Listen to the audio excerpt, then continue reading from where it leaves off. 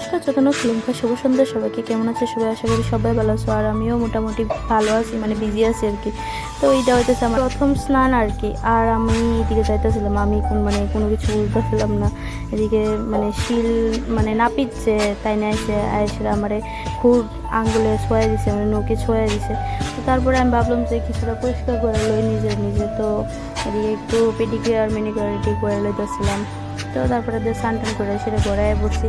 আর ঘরে আইবার পরে দেখি এই সব অবস্থা। এদিকে রূপসী পূজার লেগা সব কিছু রেডি করা হইতেছে, আর পুরোহিত আয়া পড়ছে। আর আমি এদিকে দেখতেছিলাম প্যান্ডেলটা, মানে ক্যামেরার মধ্যে কতটা সুন্দর লাগে, এমনিতে দেখতে বোঝা যায় না, কিন্তু ক্যামেরার মধ্যে অনেকটা সুন্দর লাগে। তো এদিকে পাঁচজন রেডি হয়ে যেতেছিল, আর হইতেছিল আলু ভাজি আর সাথে ডাল করছিল।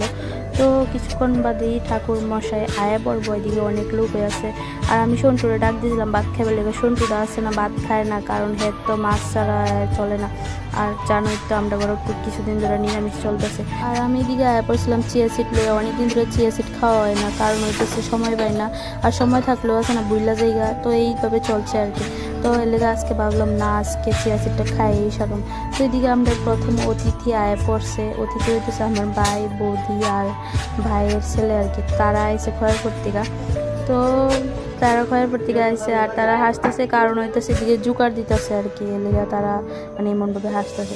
আর আমার গিফট আনছিল সুন্দর, এই যে গিফটটা আমি তারও আনবক্সিং করে দেখাইতেছি।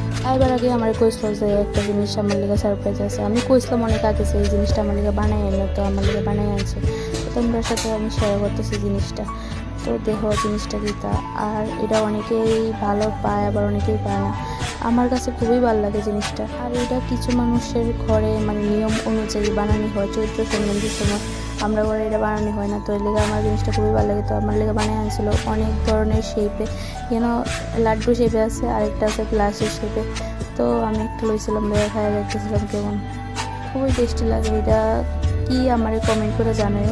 আর আমি নেক্সট 2-3 দিন মনে হয় না ব্লগ দিতে পারবো। ব্লগ দিলেও আমি ভয়েস দিতে পারতাম না, তো শর্ট ভিডিও দিয়ে সেটা চালামো আর কি।